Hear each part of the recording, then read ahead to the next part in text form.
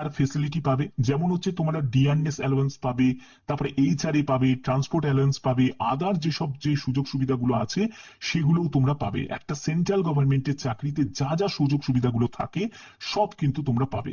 তো এটা কিন্তু প্রত্যেকের জন্য একটা বিগ অপরচুনিটি। আমি বলবো প্রত্যেকে কিন্তু আবেদন করো, কারণ এই সুযোগটাকে কোনো রকম ভাবে কিন্তু মিস করো না, ঠিক আছে?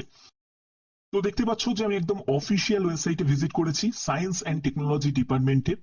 তো এখানে তোমাদের কি করতে হবে, নোটিশ বোর্ড অপশনে ক্লিক করে সেখানে রিক্রুটমেন্ট সেকশনে গিয়ে ক্লিক করবে।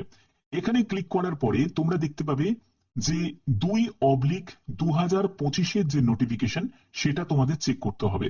2/2025 এইটা হচ্ছে অ্যাডভার্টাইজমেন্ট নাম্বার।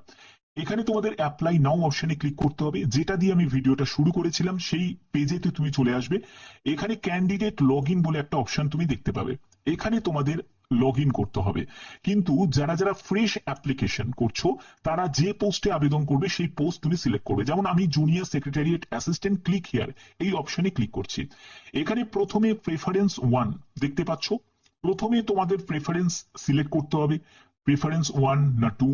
তো এখানে জুনিয়র অ্যাসিস্ট্যান্ট সেটা কিন্তু প্রেফারেন্স 2 এর মধ্যে পড়ছে, তো আমি সেটা সিলেক্ট করে দিলাম। তো তারপরে আমি রাখছি প্রেফারেন্স 3 রাখছি, এবং আমি প্রেফারেন্স 1টাকে আমি এখানে সিলেক্ট করছি না, কারণ যেহেতু ওটা হিন্দি ট্রান্সলেটার, তো সেটাকে আমি রাখছি না।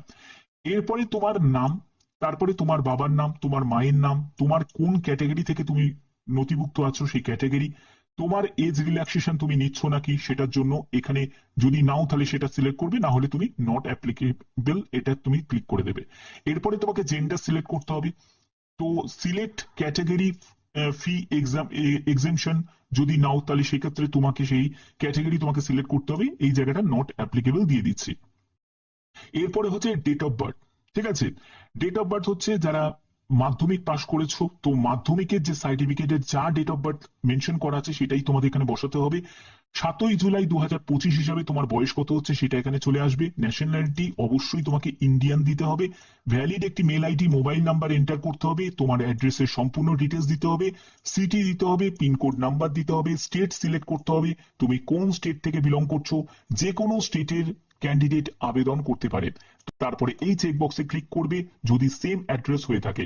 এরপরে চলে যাবে মাধ্যমিক থেকে শুরু হবে, উচ্চ মাধ্যমিক থেকে কোন ইয়ারে পাশ করেছো, কোন বোর্ড থেকে, কি কি সাবজেক্ট ছিল, তোমার কত পার্সেন্টেজ মার্কস ছিল সেটা তোমাকে এখানে বসাতে